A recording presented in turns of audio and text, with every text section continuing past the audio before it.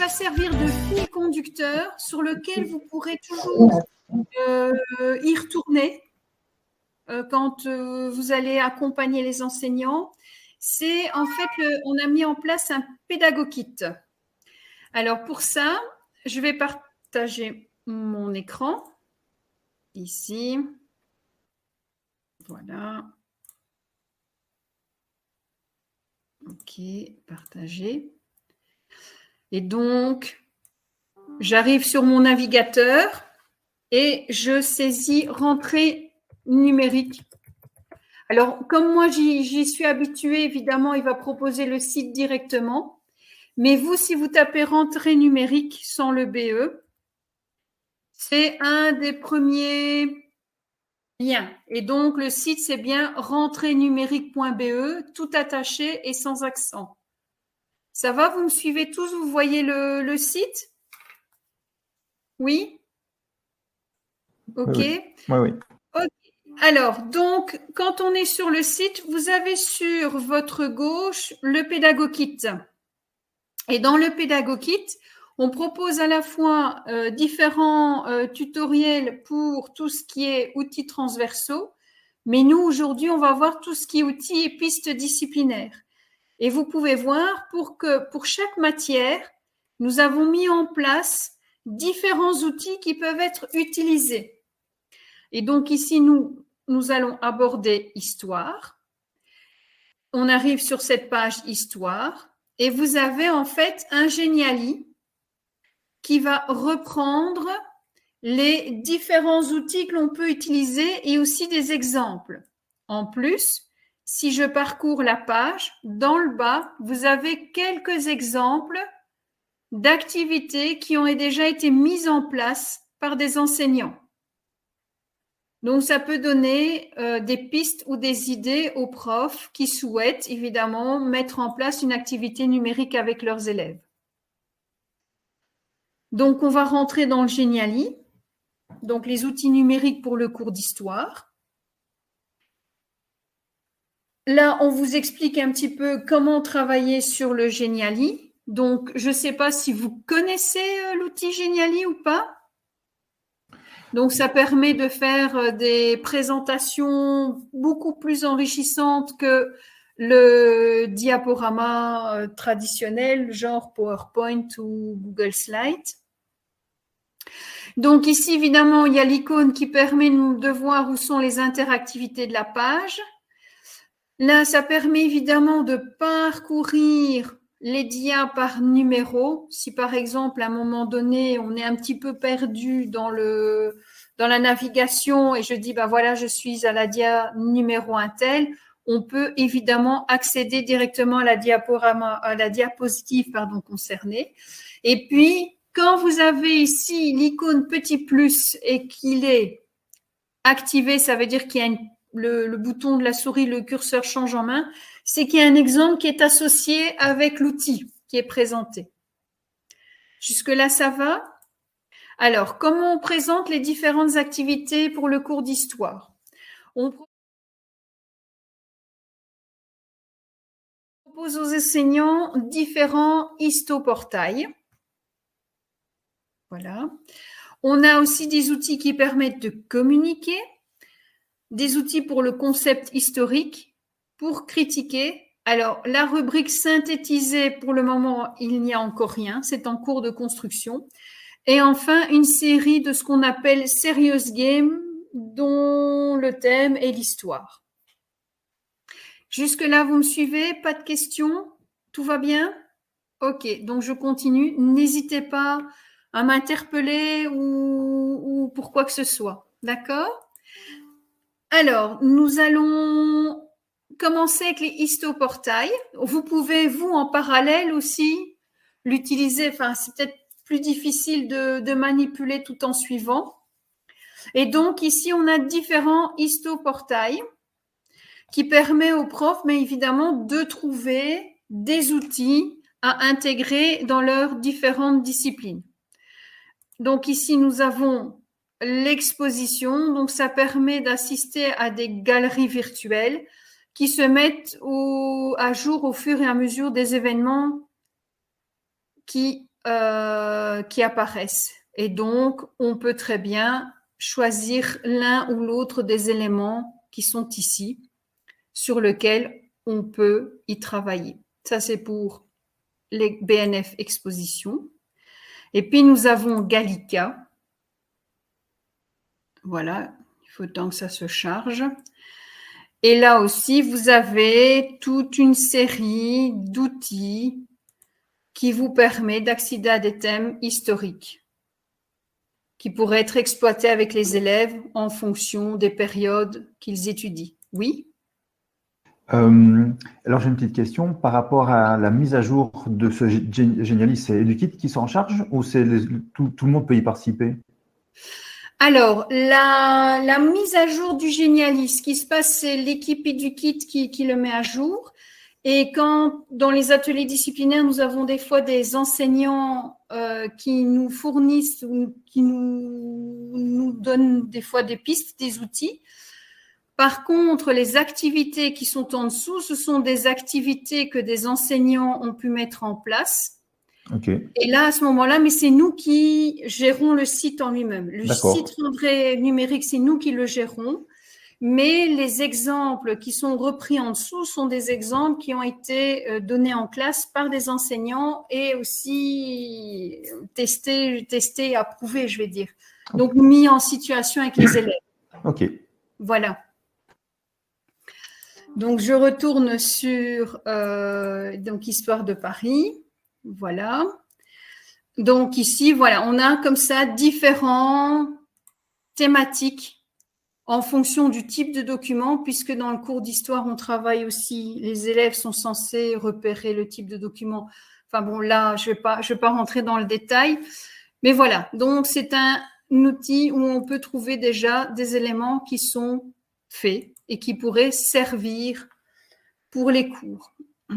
Alors, chez Google aussi a été mis en place Google Art et Culture, où l'on peut faire évidemment des visites de musées en 3D.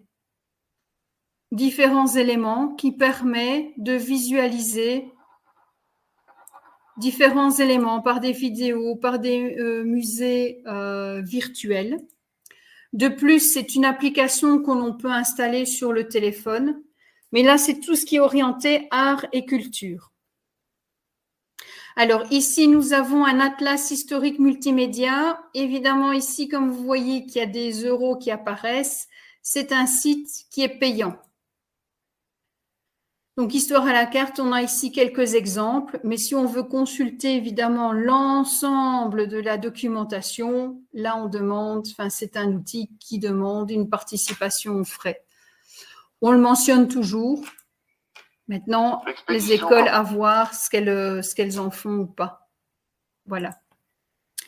Et puis ici, nous avons le site qui fait un recensement de tous des histoportails qui ont été mis en place. Et là aussi, on peut travailler sur des thématiques, par exemple sur la migration. Je sais que c'est un sujet qui est vu dans le cadre du cours d'histoire. Sur les différentes périodes, donc nos pays sous les Francs et les Carolingiens. Et là, on découvre des documents qui peuvent être visualisés avec les élèves et exploités. Disons que ce sont des documents qui sont stockés sur différents lieux. Ce n'est pas que des vidéos YouTube. Généralement, on a tendance à aller sur YouTube chercher des vidéos, mais il n'y a pas que ça. On peut aussi trouver de la documentation dans d'autres endroits que sur... voilà. Ici, sur le Louvre, par exemple, différentes informations qu'on peut consulter. Voilà, ça c'est pour la partie. Et enfin ici, on a un Google Site qui a été réalisé sur l'Archéodyssée. Et là, on a évidemment la possibilité de voyager dans le temps avec différents thèmes. Donc, sur la préhistoire. Et ça, c'est réalisé à partir de Google Site. Donc, ça veut dire que les enseignants en histoire pourraient très bien faire un portfolio avec l'outil Google Site. Donc ici, vous avez un exemple de ce qui a été réalisé, les différents articles qui existent. Donc ici, une carte avec différents éléments, avec des monuments, enfin au niveau historique, ce qui s'est passé, même sur la Belgique, on peut comme ça découvrir différentes choses qui peuvent être intéressantes. Voilà, ça c'est pour l'Archéodyssée. Donc là, on est dans les histoportails. L'élément qui est ici dans le Geniali permet de revenir à la page d'accueil. Et nous allons passer au thème communiquer, qui est ici. Et qu'est-ce qu'on va utiliser comme outil qui permet de communiquer et d'afficher? Eh bien, on a ici l'outil Google Sites. Google Sites qui permet de créer des sites et même voir des portfolios personnels. Par exemple, je vais vous montrer un exemple. Moi, de mon côté, avec le Google Site, j'ai créé un atelier exerciceur pour les professeurs de géo et histoire. Donc ça, c'est en mode construction. Et en mode visuel, ben voilà ce que j'ai pu rassembler en 3 pages, différents éléments qui permettent de créer des exercices pour l'option géo-histoire. Par exemple, ici, un Google Form. Donc, si je veux, évidemment, ici, on ne pouvait leur répondre qu'une seule fois. Donc, si je veux évaluer rapidement les connaissances des élèves, eh bien, je vais utiliser un form. Je peux très bien aussi, par le biais d'un book widget, mais ça, c'est un outil qui est payant. J'ai vu un point de matière avec mes élèves et je souhaite les évaluer par différents types de questions. Ça peut être une question avec réponse courte, choix multiples ou texte à trous. Ensuite, l'élève m'envoie les réponses et j'ai un résultat immédiat. Quand je veux faire, par exemple, des évaluations formatives, eh bien, ça me permet rapidement de pouvoir tester mes élèves, de répondre et de voir l'évaluation immédiate. OK. Alors, ici, toujours avec ce Google Site, voilà, j'ai présenté différents outils qui permettent de faire différents types d'exercices avec mes élèves. Je reviendrai dessus, mais voilà, avec Google Site, ce qu'on peut faire, qu'on transmet aux élèves. Donc, le partage, vous me dites, ben, c'est un Google Site. Je peux aussi le partager de manière restreinte. Ça veut dire qu'il est stocké sur un serveur Google, mais je peux faire en sorte que seuls mes élèves aient accès à ce site et pas n'importe quel internaute. Je peux aussi le partager avec des collègues pour pouvoir l'enrichir. D'accord? Ça va jusque-là? Des questions? Google Sheet, vous connaissez? Vous avez déjà utilisé? OK. Je continue. Alors ici, nous avons ce qui s'appelle StoryMap. Là, c'est un outil qui est associé avec l'application ArcGIS. Je ne sais pas si vous connaissez ArcGIS. C'est la Rolls-Royce de la cartographie. Mais à côté de ça, on peut aussi créer ce qu'on appelle des StoryMap. Et là, je vais vous montrer un exemple. Donc, je vais me connecter. Et donc, ici, j'ai réalisé, à partir de cet outil, une story map qui explique évidemment l'Égypte et son histoire, avec des illustrations, mais également ici une petite vidéo dans laquelle, je vais couper le son, mais je vais la lancer. Le terme pharaon, qui signifie grande maison en égyptien, n'était pas le titre officiel de l'époque. Et donc, dans cette vidéo, par moment donné, je pose une question que l'élève peut répondre et soumettre, et puis continuer à visualiser la vidéo. Peut-être que j'ai coupé le son, j'ai peut-être fait une fausse manœuvre. Le terme voilà. Pharaon, qui signifie grande maison en égyptien, n'était pas le titre officiel de l'époque. Et donc, voilà. Donc, je vais passer. Ce n'est que bien plus tard qu'il est devenu synonyme de dirigeant, suite à son emploi dans la Bible hébraïque. Voilà. Et donc, cette vidéo, voilà, je l'ai réalisée avec l'extension Edpuzzle. Je ne sais pas si… Oui, Frédéric, oui, je vous écoute. Voilà, donc par rapport à StoryMap et ArcGIS, c'est sur ArcGIS que vous avez fait tout l'outil. StoryMap, Oui. c'est juste un nom que vous avez donné. StoryMap, c'est une application, c'est une option qui est dans ArcGIS. Ah, c'est dans ArcGIS, ok. Oui, oui, c'est dans ArcGIS même. Et donc, ça me permet de construire une histoire autour d'une carte. Ok. Donc, ici, j'avais pris les cartes de l'Égypte ancienne et on peut ajouter vraiment, comme quand on crée un Google Sheet. C'est ça. Si on sait faire un Google Sheet, le StoryMap, on peut le réaliser. Attends, ce que j'ai vu, vous avez rajouté des puzzles aussi. Voilà, et en fait, ce que j'ai fait, j'ai simplement rajouté une vidéo que j'avais préparée sous Edpuzzle. C'est ça. Donc, sous Edpuzzle, j'ai préparé ma vidéo avec mes questions, puis j'ai récupéré le lien que j'intègre. Donc, c'est un lien que l'on intègre dans la StoryMap. D'accord. Mais ça permet à l'élève d'avoir sous une page défilé les différentes rubriques qu'il veut sur la matière qui est à voir. Tout à fait. Oui. Ça va? Oui, J'ai répondu à votre question? De rien. Alors, je vais continuer. Donc, voilà, avec StoryMap. Et puis, ici, voilà, il y a différents outils qu'on peut ajouter. Voilà.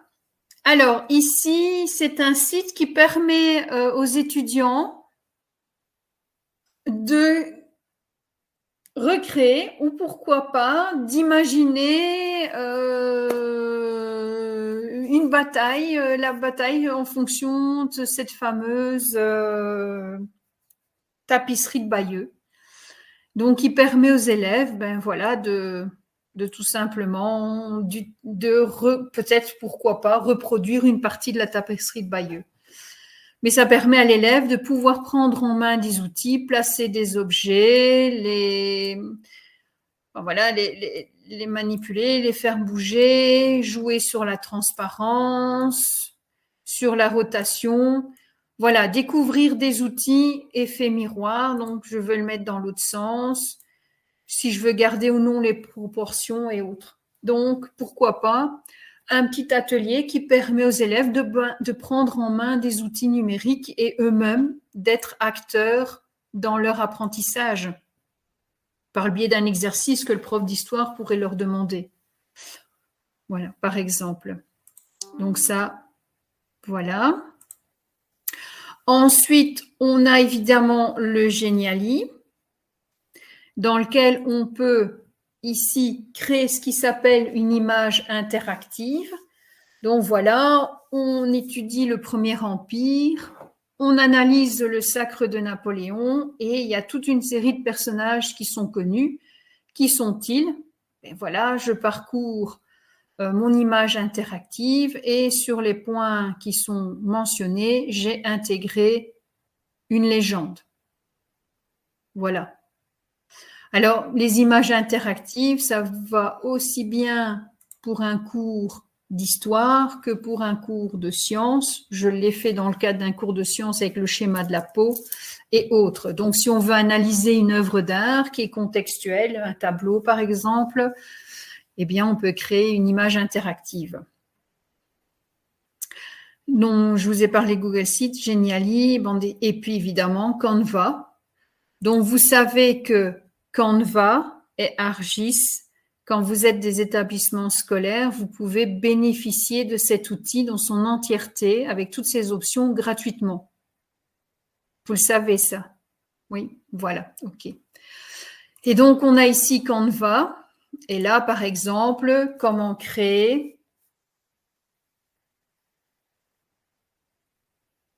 une feuille d'exercice.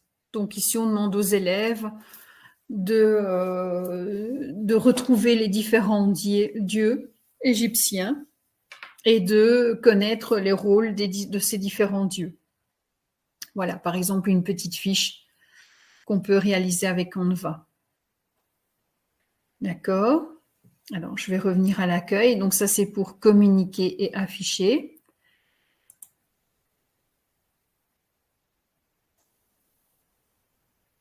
Maintenant, on va passer aux concepts historiques. Donc, dans les concepts historiques, les différents outils qu'on peut utiliser. Eh bien, par exemple, on a WooFlash. Donc, WooFlash, c'est un outil qui permet d'étudier, de poser différentes questions. Donc, je vais revenir ici. Je vais me connecter et je vais vous montrer un exemple. Alors, c'est aussi un outil qu'un élève, par exemple, les élèves du degré supérieur, c'est un outil qui pourrait eux-mêmes paramétrer pour eux apprendre à étudier. Donc, par exemple, ici, voilà, je vais ici, voilà, je veux réviser le Premier Empire. Et donc, voilà, on demande de cliquer sur la carte qui est ici, où se trouve l'Empire français. Et donc, on répond, soit ici, on dit je ne sais pas, où on répond, et puis on a un résultat immédiat. Ensuite, on peut continuer. On demande ici de compléter le texte. Les grades dans chaque faculté seront au nombre de 3, à savoir, eh bien, je ne sais pas moi, c'est le bac, la licence, ici c'était le doctorat. Donc répondre, voilà, il a demandé avec les différentes réponses. Évidemment, on pourrait proposer plusieurs solutions. Et donc, ça permet à l'étudiant non seulement de se mettre en une situation d'apprentissage ou même une situation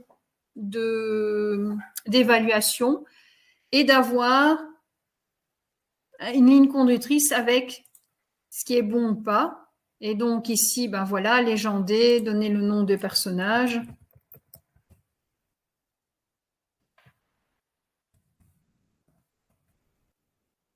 Je vais dire des bêtises, hein. Et voilà, et donc avec évidemment tout de suite les bonnes réponses pour pouvoir se corriger. Donc ça, c'est avec WooFlash. Est-ce que vous connaissez cet outil? Non. Pas, non. Et donc WooFlash voilà, permet vraiment de pouvoir créer et d'avoir un avancement. Et donc vous pourrez très bien le faire avec plusieurs élèves et voir l'avancement des différents élèves et d'avoir un tableau récapitulatif de ce qui se fait. Et donc, avec WooFlash, on peut très bien donc créer des cours. C'est pas un peu comme WooClap aussi? C'est assez ressemblant, oui. Voilà. Et donc, quand je crée une des questions avec WooFlash, je peux mettre un écran d'accueil, je peux insérer une fiche théorique, ce que j'ai fait ici. Donc, voilà, l'université impériale, les différents articles. Donc, l'élève peut prendre connaissance de ceci. Et quand il a visualisé, il a dit « Ok, j'ai compris ».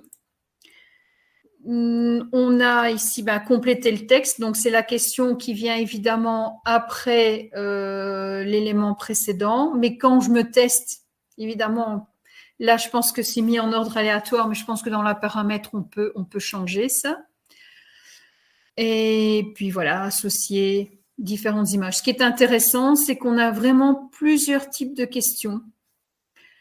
Et je sais qu'il y a des étudiants, mais ça, ceux du supérieur utilisent aussi cet outil-là pour étudier, pour vérifier ce qu'ils ont étudié, si c'est correct ou pas.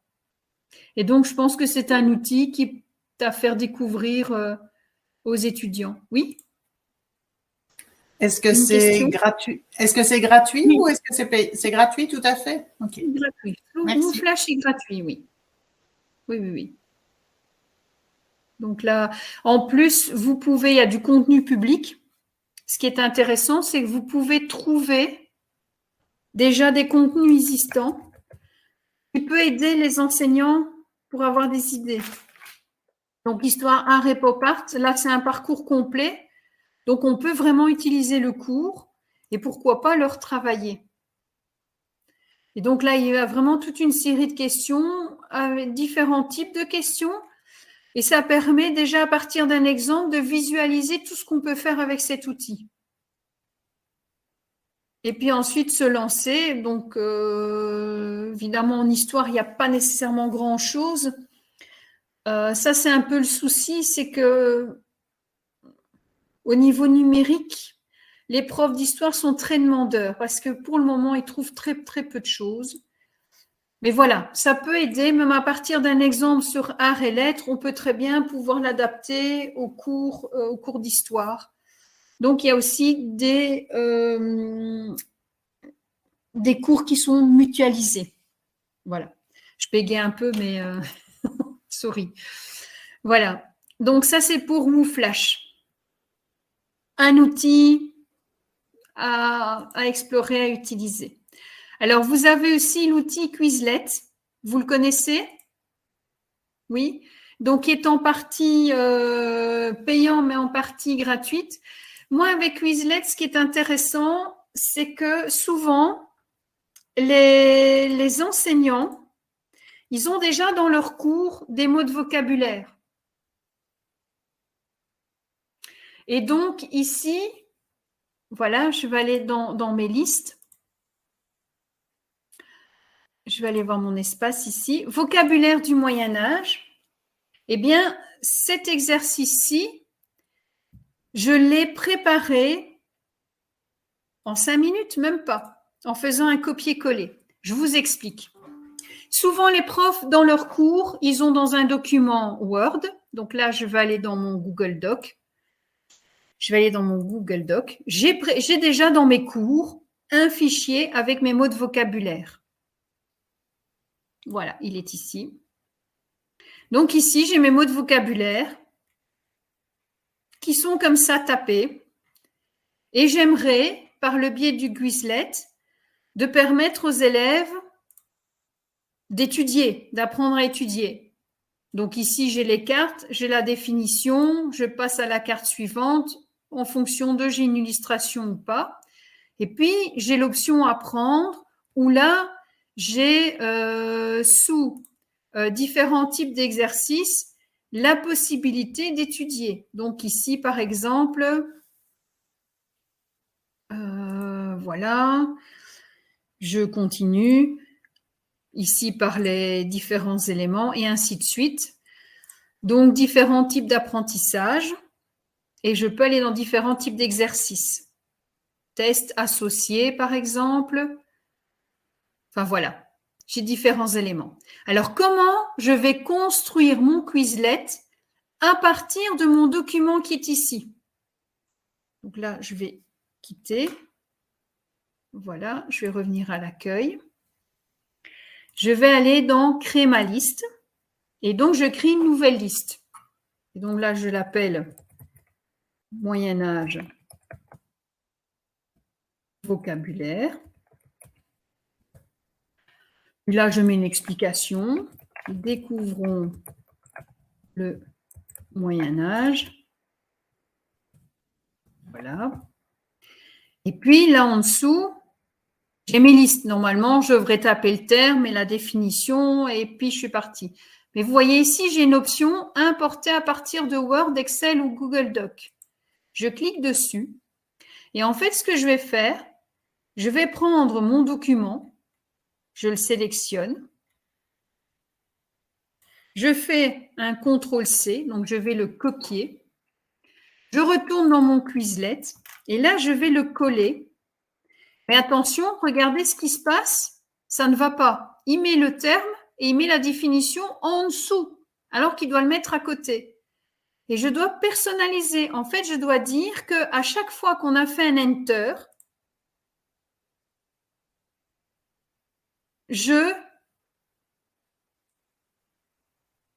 j'ajoute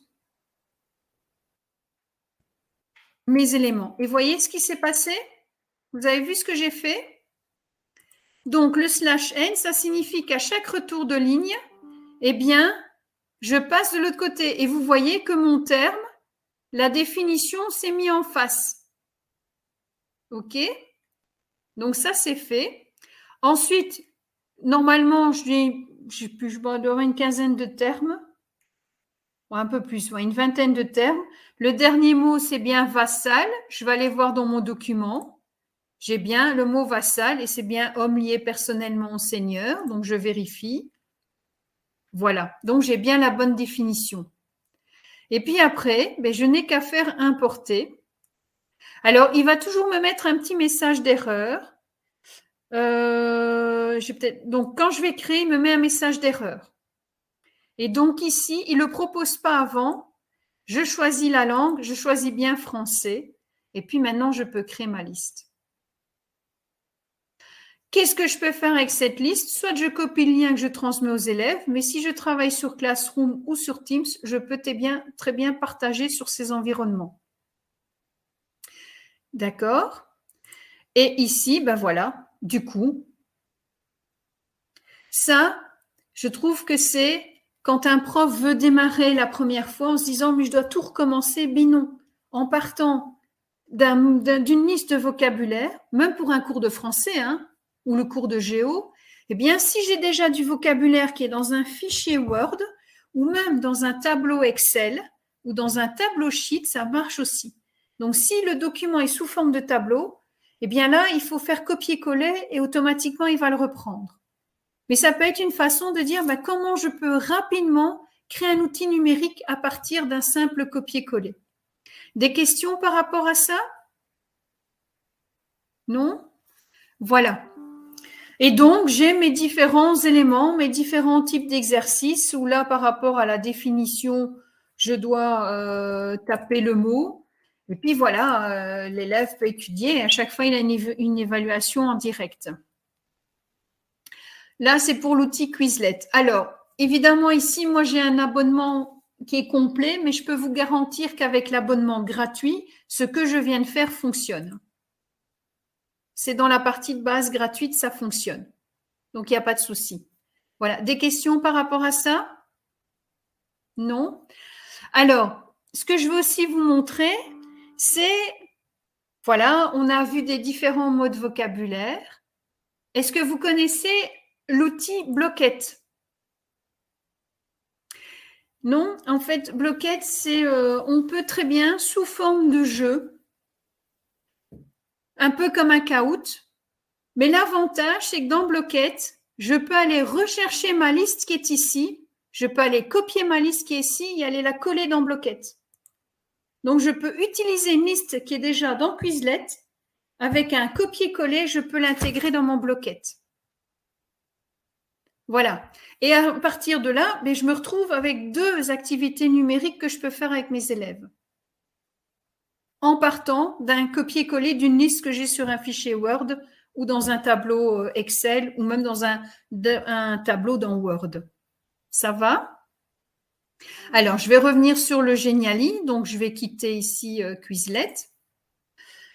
Et puis ici, on a donc un site qui s'appelle Homo Numerix, qui reprend, en fait, il n'est pas encore complet, mais des définitions sur, voilà, la dépression. Qu'est-ce que la dépression? Des explications. Tout n'est pas complet, mais voilà, il y a des termes quand même. Qu'est-ce que ça signifie? Ces différents termes, et on peut retrouver sur ce site des explications, la définition, et quelques informations complémentaires sur le fascisme, qui fait aussi référence, non ici pas à d'autres sites parce que ça n'est pas encore complété, et c'est aussi fabriqué avec Google Sheets. Mais voilà, ça peut être un élément intéressant à transmettre aussi aux élèves, bien sûr les mots de vocabulaire. On a vu aujourd'hui, je ne sais pas moi, le capitalisme. Qu'est-ce que c'est que le capitalisme encore? Je pense qu'il est repris ici. Et puis voilà, il peut avoir la définition sous les yeux. Et là, évidemment, avec des éléments un peu plus complets. Donc, ça dépend. OK. Et donc, ça, c'est pour les concepts historiques. Voilà, je vais revenir à l'accueil. Est-ce que vous avez des questions? Non? OK. N'hésitez pas. Alors, sur la partie critiquer. Alors là, l'outil qui peut être intéressant, c'est qu'au cours d'histoire, on demande aux élèves de savoir citer leurs références. Alors qu'on leur apprenne correctement comment rédiger une référence, Voilà, c'est intéressant en soi. Il faut qu'il sache à quoi ressemble une référence.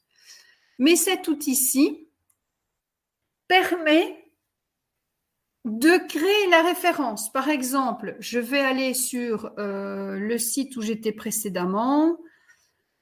Je vais revenir sur la page précédente. Imaginons, voilà, je vais là-dessus, sur le recensement. J'ai trouvé un site intéressant que je veux transmettre. J'en parle dans un travail. Et je dois citer ma référence bibliographique. Je copie le lien URL du site qui m'intéresse et ici, je vais le coller et cite. Et donc, je vais retrouver en dessous la référence qui est déjà faite. Alors, vous allez me dire, oui, l'élève n'apprend pas nécessairement à créer sa référence. L'élève qui est en fin de parcours, en fin de secondaire, qui va rentrer dans le supérieur, quand il sera amené à faire son mémoire, s'il peut gagner du temps en utilisant cet outil pour citer ses références, je pense qu'il sera heureux de le connaître. Oui, je vous écoute. Il y a aussi une extension Chrome pour Zotero qui permet de cliquer dessus et directement dans sa partie privée, tout s'enregistre. Oui, voilà, aussi.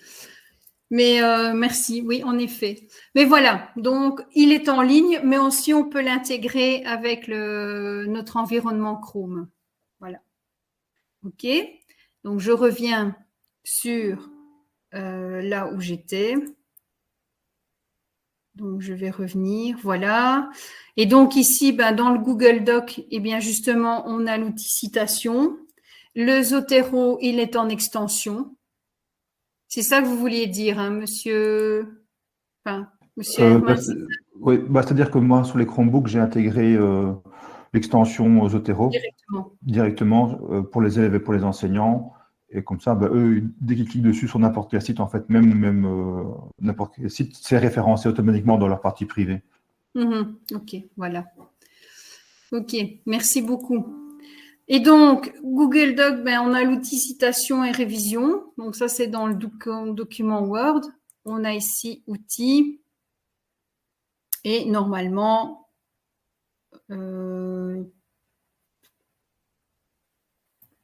voilà, on a ici l'outil citation qu'on peut utiliser. Ensuite, qu'est-ce qu'on a d'autre? Google Chrome pour faire les recherches, outils de recherche. Et puis, on a aussi Hypothesis qui peut être aussi un élément intéressant pour des étudiants de fin de secondaire, généralement. Et là aussi, on les a en extension Chrome pour annoter des pages web. Donc, on a Reclipt qui permet d'annoter une vidéo. On a Hypothesis pour annoter une page web. Et enfin, Insert Learning pour aussi enrichir une page web, la noter. Voilà.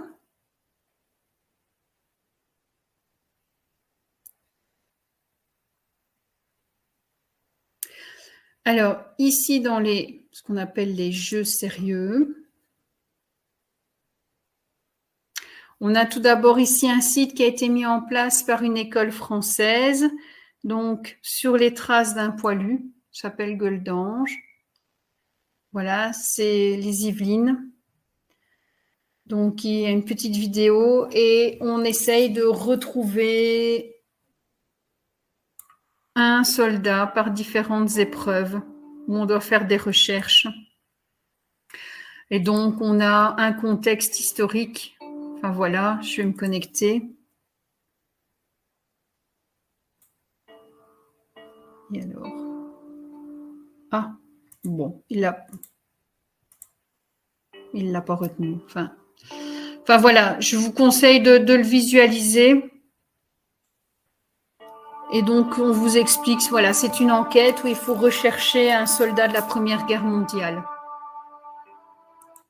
Faite par une école. Ensuite, on a, donc, là, pour des élèves plus jeunes, c'est comment découvrir l'Europe par sa culture, son histoire, enfin, différents éléments. Et donc, je fais un petit peu... Voilà, on a une petite intro. Et donc, c'est un jeune qui découvre un manuscrit qui est complètement vide et qui doit le remplir au fur et à mesure. Voilà, ça peut être intéressant à exploiter. Donc, c'est vraiment le concept du jeu, hein.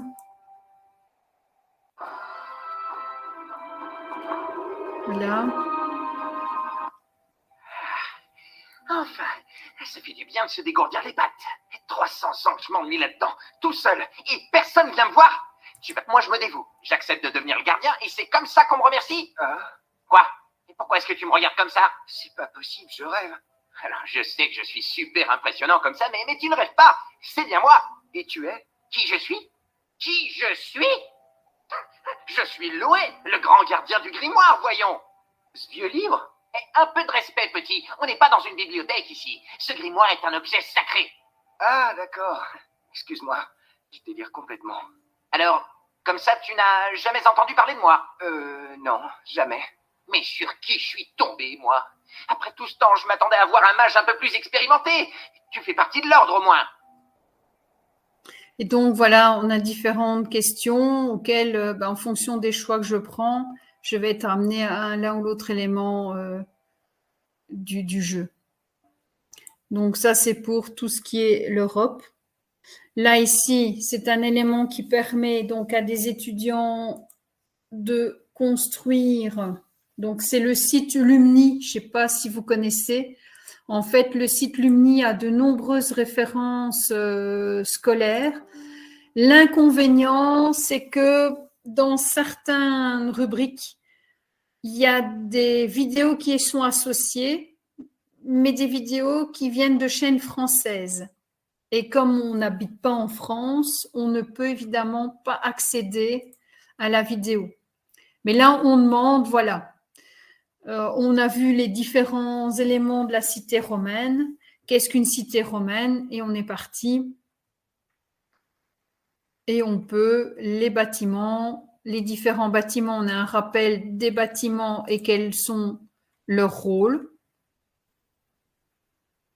D'accord? Ça, c'est pour le bâtiment. Puis je reviens en arrière et ensuite j'arrive les habitants.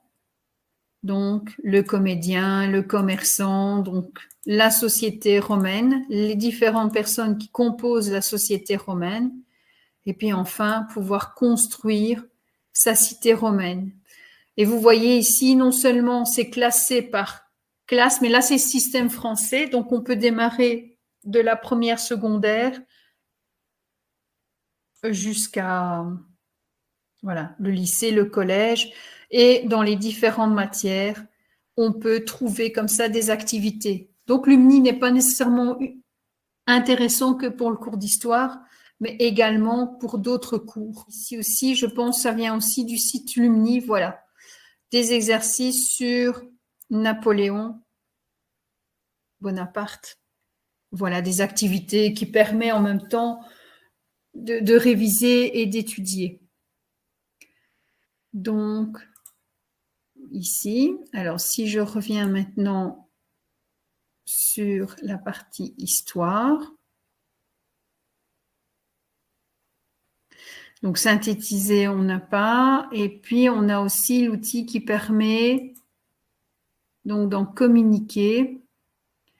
On a tout ce qui est ligne du temps. On demande souvent aux étudiants d'être capables de créer des lignes du temps. Voilà. Alors, souvent, les profs d'histoire connaissent ce site-ci, Freeze Chrono, qui, je l'avoue, n'est pas des plus intuitifs. Honnêtement, c'est pas évident pour créer sa ligne du temps. Donc, on clique ici pour commencer.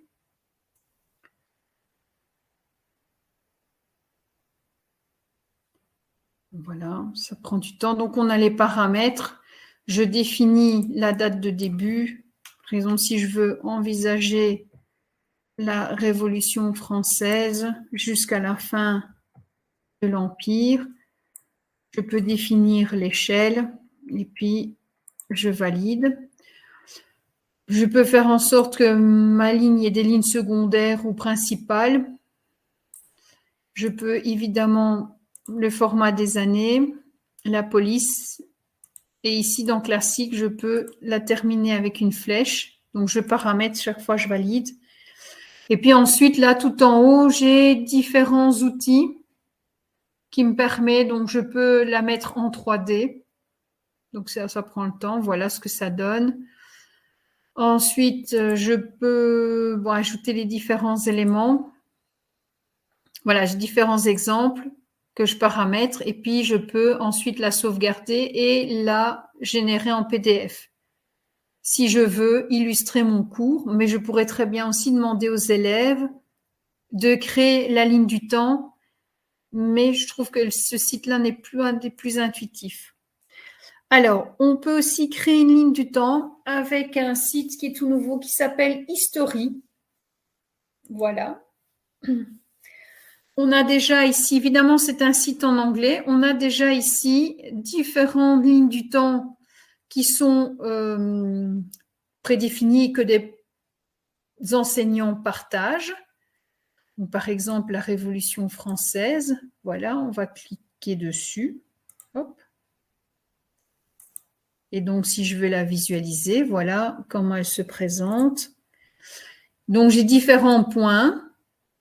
Et puis, par rapport à ces différents points, je peux y mettre des informations. Alors, ici, je vous ai mis un exemple. Voilà, donc ici, voilà, j'ai créé une table, une ligne du temps sur le début du Moyen-Âge. Et donc, on a différents points. En fonction des dates, les points sont séparés les uns aux autres. Et on crée soi-même sa carte avec ces différents éléments. Eh bien, comment on crée une ligne du temps? C'est assez facile. Donc, je vais continuer avec mon compte Google. Voilà. Je crée une ligne du temps. Je lui donne un titre. La Révolution française. Je lui donne évidemment une catégorie. Historical épisode. Je peux y mettre une image d'arrière-plan que je peux choisir moi-même. Soit je vais sur mon ordinateur ou je vais en chercher une. Et de toute façon, les résultats des images qui sont ici sont des images libres de droit. Donc, je peux les utiliser sans aucun problème. Donc, je sauve et je continue. Et là, je peux ajouter différents éléments. Je peux ajouter un article, je peux ajouter une vidéo, je peux ajouter des événements. Donc, peut-être une vidéo d'introduction. Et voilà, j'ai ma carte qui est ici. Et donc, je vais, par exemple, mettre une date. En juillet, le 14, prise de la Bastille. Voilà. Et donc ici, voilà, je retrouve avec les éléments. Donc, je peux très bien ici mettre mon texte. La Révolution française a démarré par un fait important, la prise de la Bastille. Voilà. Donc, j'ai ajouté des éléments. Voilà. Et je peux y mettre une image d'arrière-plan.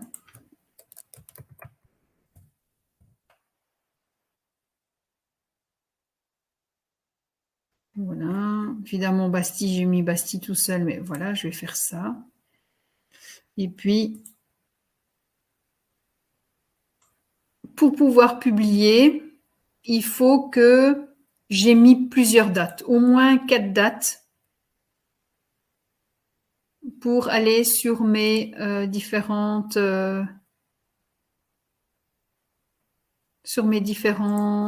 lignes du temps. Voilà, donc elle est ici.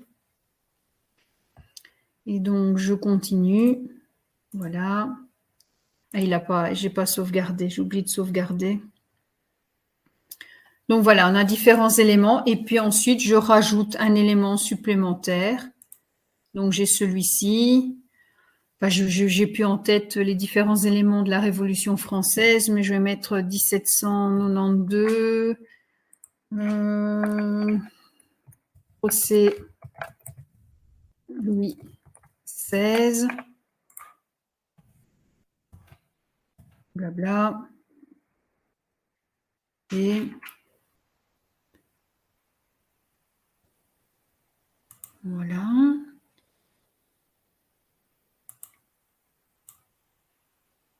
Pourquoi il ne veut pas l'ajouter? Et donc, je peux ajouter différents éléments ici. Pourquoi il ne veut pas? Voilà, importer. OK. Voilà, tout preview. Et donc, voilà, il a ajouté, mais mon premier élément, je vais quand même prise de là. Ici, je vais renoter. Désolée. Les aléas du direct.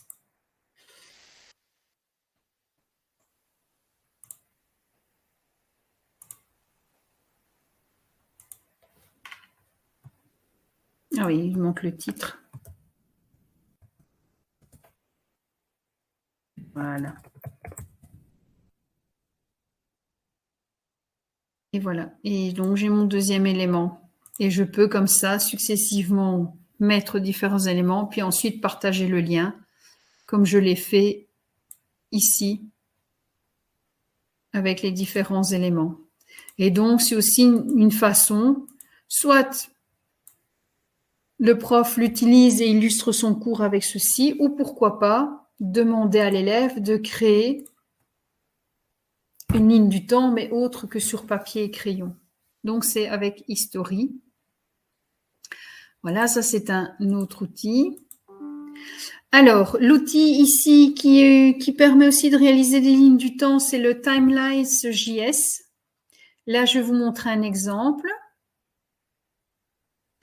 Et là, en fait, cette ligne du temps, donc je peux y intégrer une vidéo, différentes explications.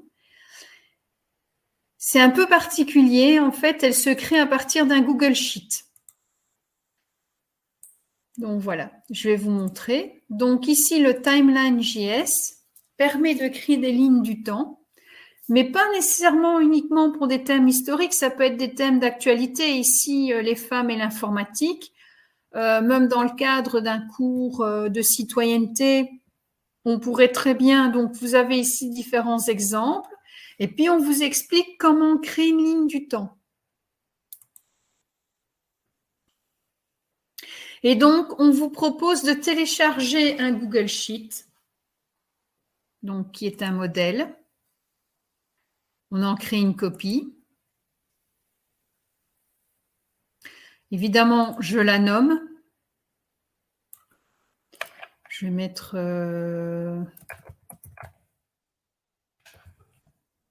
voilà, Révolution française. Et donc, ici, ben, je mets la date, donc 1789. Là, je mets le mois. Je mets le jour. La Révolution française, je vais dire certainement des bêtises, mais c'est pas grave. Et donc là, ici, je mets un titre.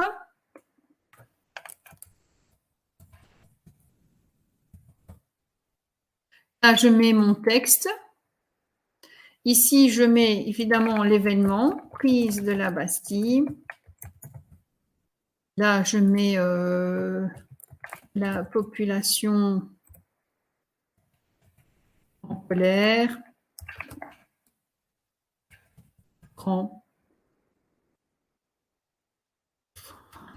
se rend à la Bastille. On peut évidemment ajouter un média et là on met le lien. Généralement ici c'est une image. Je peux mettre différentes informations. Ici ça c'est la couleur qui est attribuée à mon fond. Je pourrais très bien changer de couleur ou je le laisse tel qu'il est. Et puis on me dit ce qu'il faut faire. Donc je remplis mon Google Sheet. Et puis, on me dit que pour pouvoir le partager, je dois le publier sur le web. Donc, je reviens ici sur ma ligne du temps. Je vais dans Fichier, Partager, Publier sur le web. Je dis que c'est le document entier. Je publie.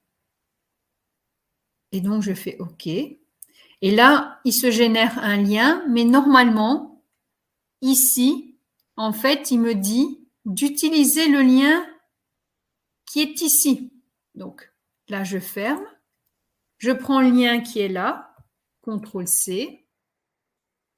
Et puis ici, on me dit de le coller. Voilà, je le colle. Je peux définir la taille de ma ligne. Je peux la réduire de 50%, la mettre à 100%. Et puis, je peux, en fait, ici, j'ai les liens qui sont générés, qui me permettent de le rafraîchir. Et je peux, avant même d'utiliser, prévisualiser ce qui est arrivé. Et voilà. Donc ici, évidemment, j'ai ma ligne du temps qui est générée. Alors ça, c'est un petit peu plus complexe parce qu'on part sur un Google Sheet, évidemment. Mais voilà, c'est une possibilité aussi. Mais il y a en fait, il faut se rendre sur le site. Donc ici, je vais refaire une recherche sur Blockit. Donc il faut vous rendre, vous devez vous rendre sur Play. Et puis taper le numéro qui est ici. Enfin, je veux bien générer un QR code. Non, c'est bon, c'est bon. Et vous le mettez. Donc, allez-y alors, et quand je vous vois apparaître, donc il ne faut pas vous inscrire, il va vous demander de choisir un avatar. Voilà, j'ai déjà un premier joueur, un deuxième, un troisième,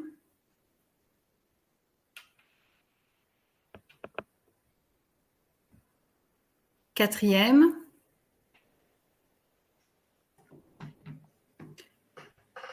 Je ne sais pas si on est au complet.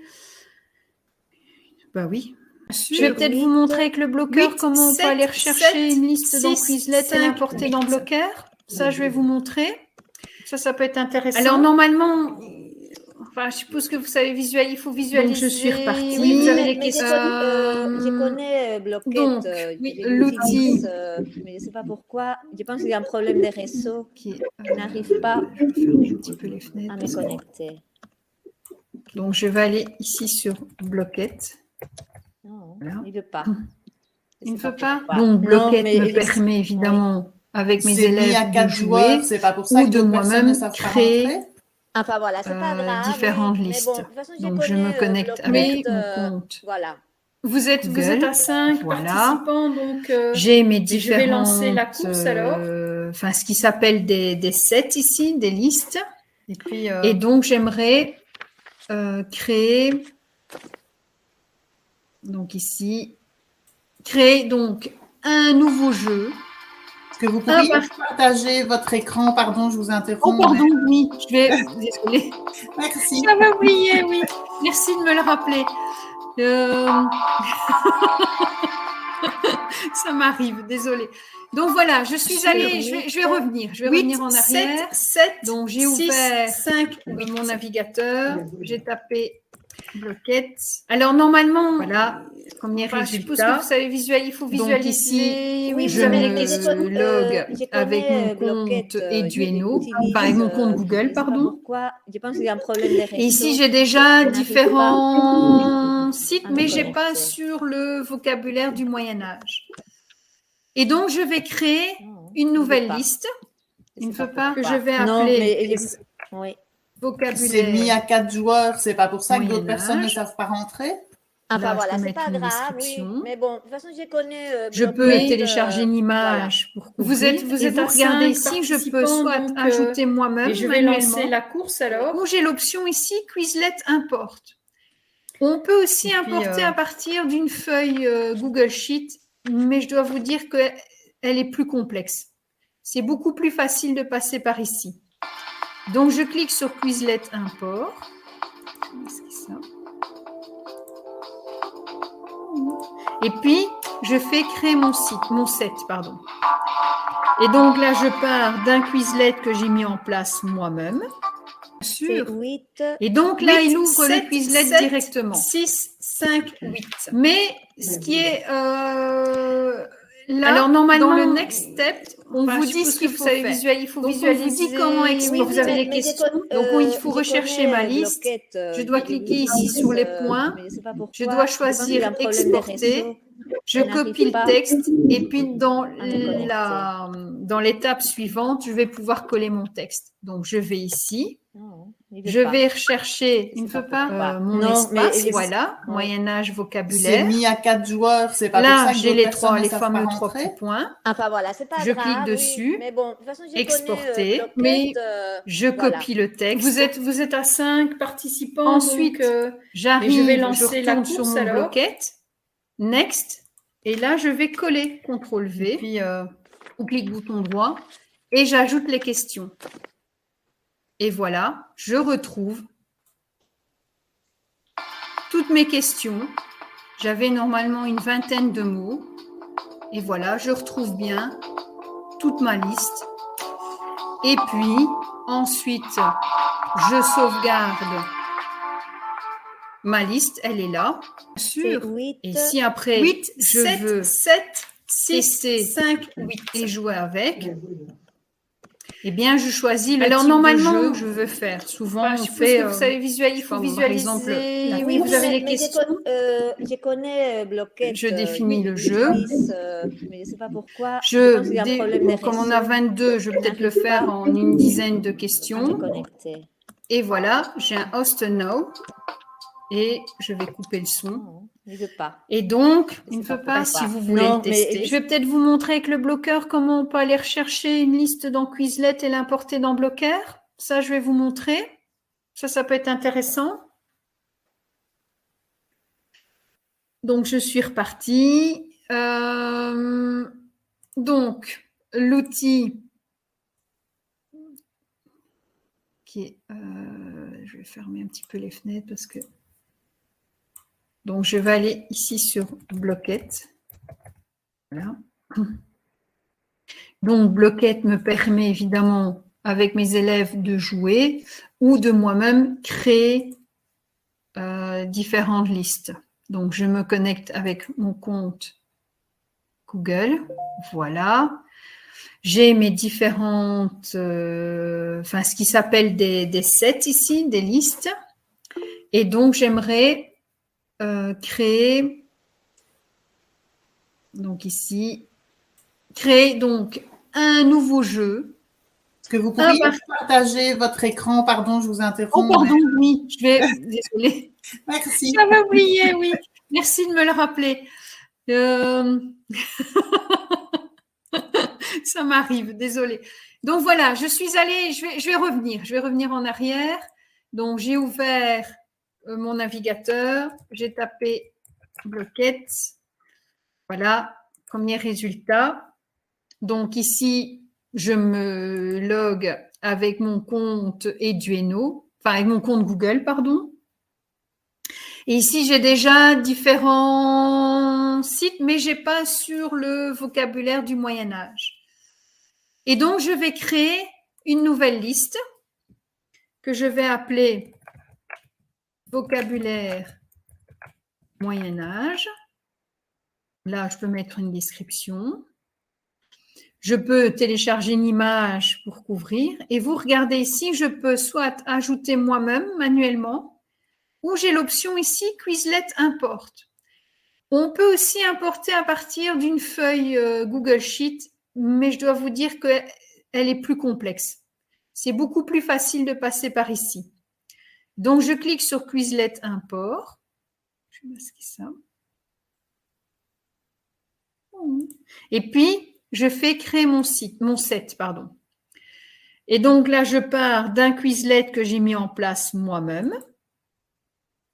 Et donc là, il ouvre le Quizlet directement. Mais ce qui est là, dans le next step, on vous dit ce qu'il faut faire. Donc, on vous dit comment exporter. Donc, il faut rechercher ma liste. Je dois cliquer ici sur les points. Je dois choisir exporter.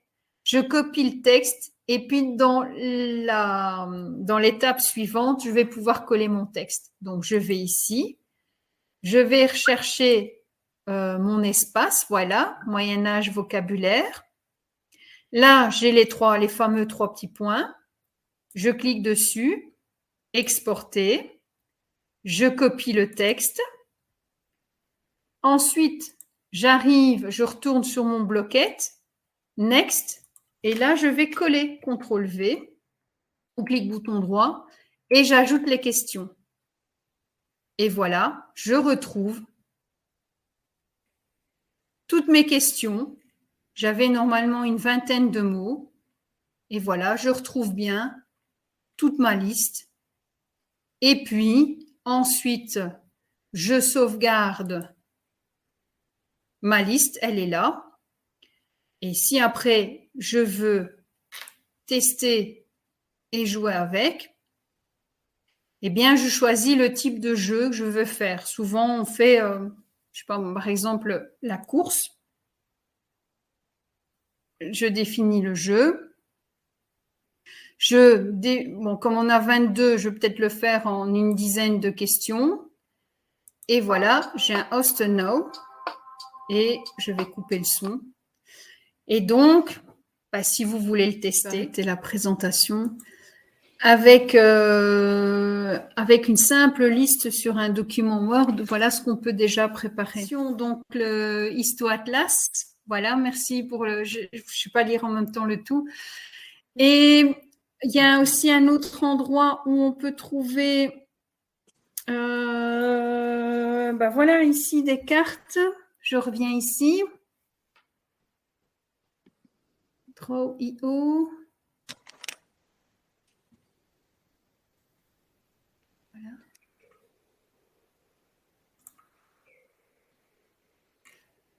Continuer. Voilà. Oui. Continuer. Voilà. Qu'est-ce que j'ai oublié? J'ai oublié de faire quelque chose. Le Draw.io donc permet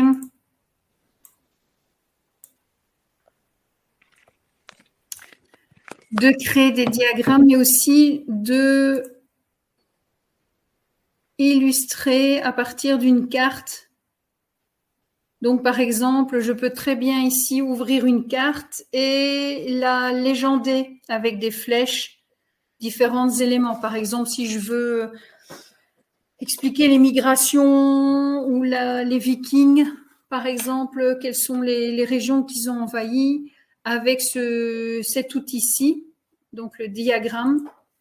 Je vais vous le mettre aussi en lien, mais c'est repris sur cette page-ci, qui permet là, pourquoi pas, à partir d'une carte vierge, de pouvoir ajouter des légendes et des flèches. Disons que là, c'est assez simple, donc peut-être pour des classes plus petites, pourquoi pas utiliser cet outil. Et puis, on a ici un autre site pour les cartes, le MindMonster, qui permet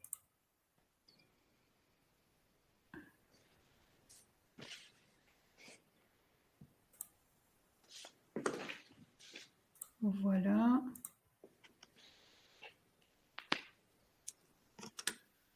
de créer des cartes mentales, pourquoi pas, sur les différents éléments par rapport à notre cours ici en histoire. Voilà, sur les cartes et autres. Voilà, ici, justement, communiquer, carte du temps. Ça, on n'avait pas visualisé. Donc, où est-ce que je peux trouver différentes cartes? Donc, on a la cartographie numérique. Donc, par exemple, ici, ça fait référence à différents répertoires où on peut trouver des cartes. Et notamment ici, Gallica, on en a peut-être déjà parlé précédemment, vous voyez. On a aussi d'autres éléments, donc carte et atlas historique. Et je peux aller sur différents sites où je peux trouver des cartes historiques. Donc, premier outil. On a ici un autre outil qui s'appelle Chronas, qui permet évidemment là aussi de créer d'avoir accès à différentes cartes. Voilà. Et donc, je peux très bien, en fonction des périodes, donc j'ai une ligne du temps. Voilà. C'est un peu, il faut s'y retrouver un petit peu, mais en fonction des périodes, je peux me retrouver avec des éléments, des informations sur l'époque, Royaume des Francs. Donc ça, c'est de la documentation qui vient de chez Wikipédia. Et donc, je peux visualiser avec une ligne du temps. Par exemple, là dans le bas, vous voyez, je suis en 987. Je peux aller plus loin ou je peux aller... Voilà, je peux vraiment aller me balader d'une période à l'autre. Et puis, en fonction de là où je me trouve, vous voyez en haut, j'ai différentes cartes qui apparaissent en fonction de l'époque où je me trouve. Et en Europe, les différents éléments qui existent. Normalement, je peux zoomer. Et puis, j'ai... Voilà, différents événements qui sont associés et chaque fois, en fonction de l'endroit où je me trouve, j'ai des éléments qui se changent et j'ai des informations qui apparaissent. Donc, pourquoi pas apprendre aux élèves, ben voilà, retrouver différents événements qui se sont passés en France au XVe ou au XVIe siècle, ou pourquoi pas au Moyen-Âge et autres. Donc ça, c'est aussi un outil au niveau des cartes, Chronas.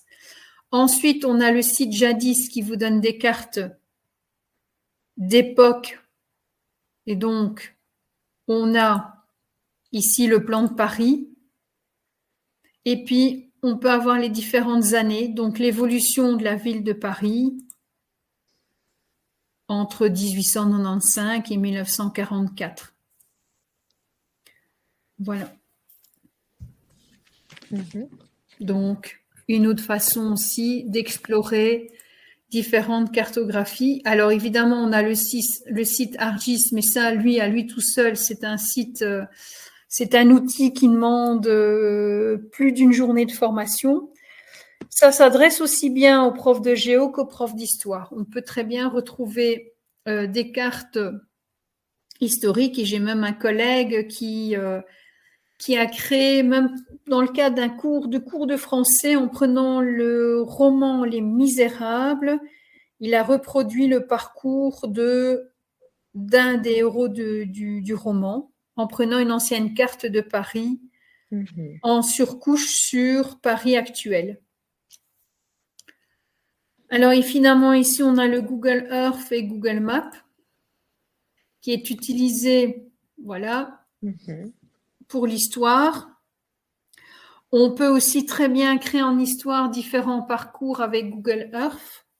Je vais essayer de vous montrer l'exemple que j'ai pu réaliser. Je vais googler Google Earth. Je pense qu'il est encore là.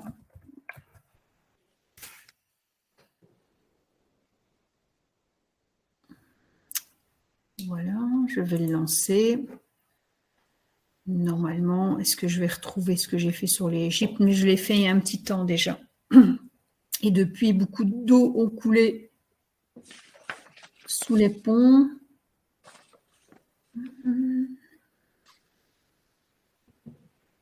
Voilà, si je vais dans les projets, on peut créer évidemment un nouveau projet. Je peux en ouvrir un. Voilà, l'Égypte ancienne. Et donc, par exemple, voilà, et l'Égypte ancienne et alors associer différents éléments.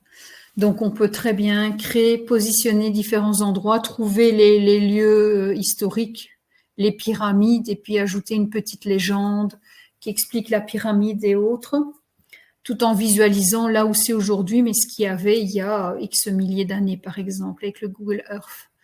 Voilà des activités qui peuvent être faites. Il y a des vidéos qui expliquent comment créer un projet, et ça, dans les ateliers, dans le cadre du projet numérique 1.1, il y a aussi les ateliers disciplinaires. Donc ça, vous savez qu'à un moment donné, les enseignants auront des formations en fonction de leur discipline. Et donc, s'ils souhaitent avoir des informations plus complémentaires sur l'utilisation de Google Earth, ben voilà, on peut faire des activités aussi en histoire avec le Google Earth. Et du coup, j'ai refermé le site rentrée numérique. Voilà, je vais revenir dessus.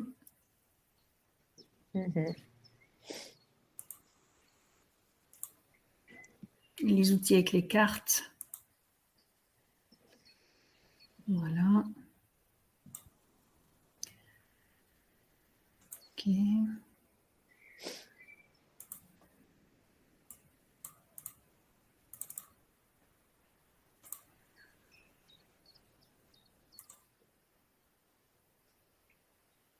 Je vais essayer de retrouver. Ouais.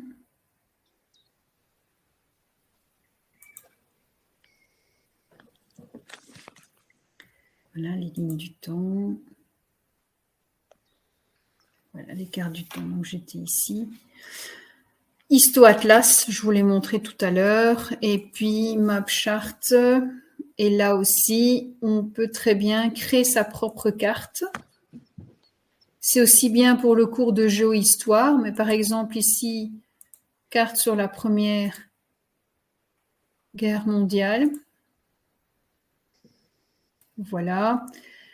Accepter, continuer. Et puis là, on pourrait très bien demander aux élèves de colorier les alliés, les ennemis, l'association ennemis-alliés sur cette carte-ci.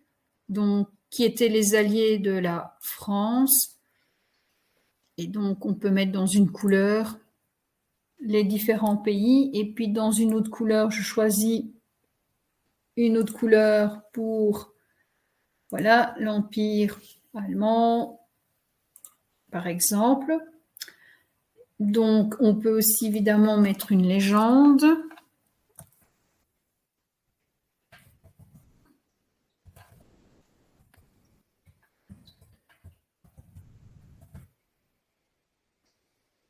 On a évidemment des options dans la légende.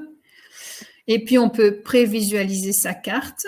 On voit ce que ça donne. Et puis après, on peut la télécharger. Donc, on pourrait très bien demander un exercice à un élève à partir de cette carte-ci, de faire différents éléments. Donc, ici, on a l'alliance. Et puis, l'élève télécharge sa carte et l'envoie à l'enseignant. Voilà. Et donc, on a aussi bien des cartes européennes actuelles que des cartes historiques. Mais historiques, il y en a très peu. Mais par exemple, il y a le prof de géo dans une école qui donnait un texte aux élèves sur la fabrication du jeans. Et donc, à partir du texte, il devait prendre une carte mondiale et voir en fait le voyage que le jeans faisait au sein de sa fabrication avant d'arriver au magasin chez nous, en utilisant cet outil-là avec des élèves là de 2e secondaire.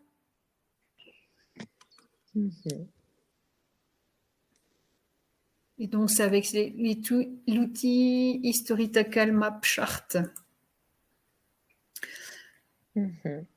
Voilà.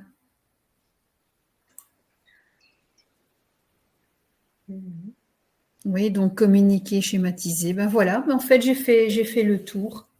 Et avec le Draw.io, on pourrait très bien, donc je vais relancer le Draw.io. Je vais en créer un nouveau. Voilà. Et puis,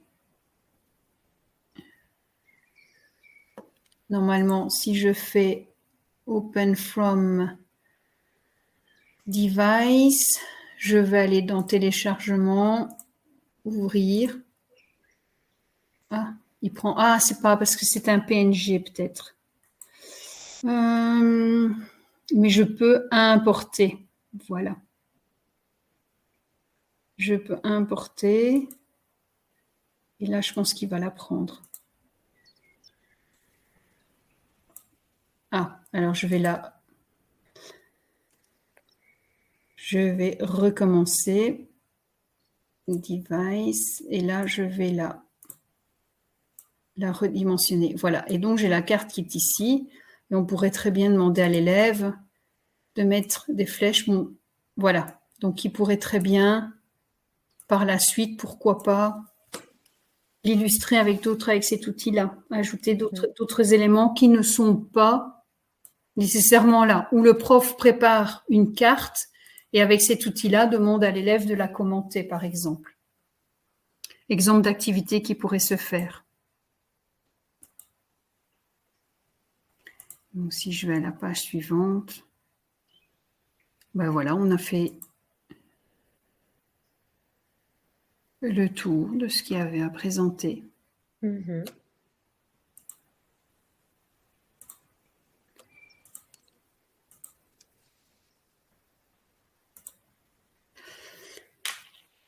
Je reviens ici sur WooFlash. Donc, je sélectionne un de mes cours. Voilà. Et puis, dans les options, non, c'est ici, dans élèves, je crée un groupe. Voilà. Donc, les 4e C, sauvegarder. Et puis là, j'invite mes élèves, mais en invitant, j'ai accès au lien que je peux copier et le mettre dans Classroom. Je peux très bien le faire. Oui, oui. Mais alors, oui. Ou alors, je les invite par mail. Comme ça, ils intègrent l'élément, la plateforme WooFlash. Et dans mes statistiques, je peux voir en fait les élèves où ils en sont. Je peux aussi ajouter l'un ou l'autre collègue pour qu'on puisse travailler ensemble sur un même parcours. D'accord. Voilà.